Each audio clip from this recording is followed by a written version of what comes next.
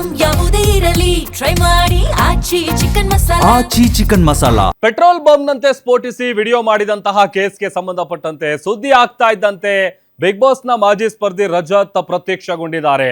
Video ಕುರಿತು ಸ್ಪಷ್ಟನೆಯನ್ನ ಕೊಟ್ಟಿದ್ದಾರೆ big boss ನ ರಜತ್.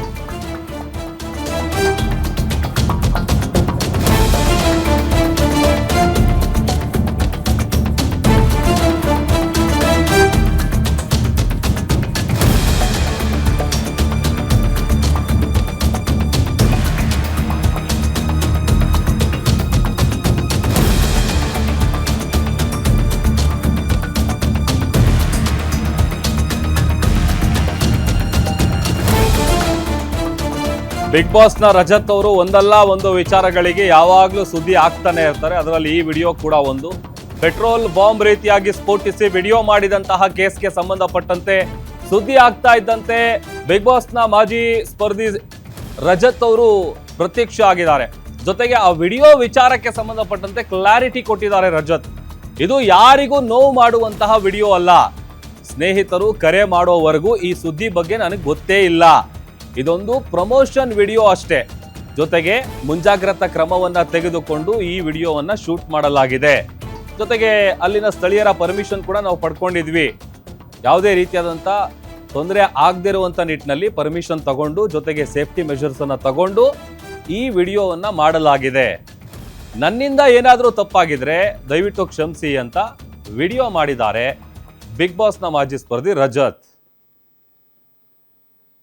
ಆಮೇಲೆ ಅಲ್ಲಿ ತುಂಬ ಸೇಫ್ಟಿ ನೋಡಿಕೊಂಡು ಮಾಡಿರುವಂಥ ಒಂದು ಜಾಗ, ಅದು ಒಂದು ಕಾರ್ನರ್ ರೋಡಲ್ಲಿ ಮಾಡಿರುವಂಥ ಒಂದು ವಿಡಿಯೋ. ಕನಕಪುರ ರೋಡ್ ಹತ್ರ ಒಂದು ಮಾಡಿರುವಂಥ ಪ್ರಮೋಷನಲ್ ವಿಡಿಯೋ ಅದು. ಆಮೇಲೆ ಆ ಊರು ಅಧ್ಯಕ್ಷರ ಹತ್ರನೂ ಮಾತಾಡಿ, ಸರ್ ಈ ಥರ ಒಂದು ಜಾಗದಲ್ಲಿ ಮಾಡ್ತಾ ಇದ್ದೀವಿ, ಇಸ್ ಇಟ್ ಸೇಫ್ ಅಂತ ಕೇಳಿಕೊಂಡು ಪ್ರತಿಯೊಂದು ಸೇಫ್ಟಿ ನೋಡ್ಕೊಂಡು ಮಾಡಿರುವಂಥ ಒಂದು ವಿಡಿಯೋ. ಯಾರಿಗೂ ಹಾನಿ ಮಾಡಿಲ್ಲ, ಆಗೂ ಇಲ್ಲ ಅಲ್ಲಿ. ಸೊ ಆ ಥರ ಒಂದು ಪ್ರಮೋಷನಲ್ ವಿಡಿಯೋ ಮಾಡಬಾರ್ದಾಗಿತ್ತು. ಇದು ನಮ್ಗೆ ಬೇರೆ ಇಂಟೆನ್ಷನ್ ಯಾವುದೂ ಇಲ್ಲ. It was just entertainment purpose ಅಷ್ಟೇ.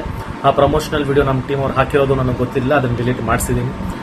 ಆಮೇಲೆ ಅಲ್ಲಿ ಇರೋ ಊರವ್ರ ಹತ್ರ ಎಲ್ಲ ಮಾತಾಡಿ ಪರ್ಮಿಷನ್ ತೊಗೊಂಡು ಮಾಡಿರುವಂಥ ಒಂದು ವಿಡಿಯೋ. ಡಿಸ್ಕ್ಲೇಮರ್ ಕೂಡ ಹಾಕಿದ್ದೀವಿ.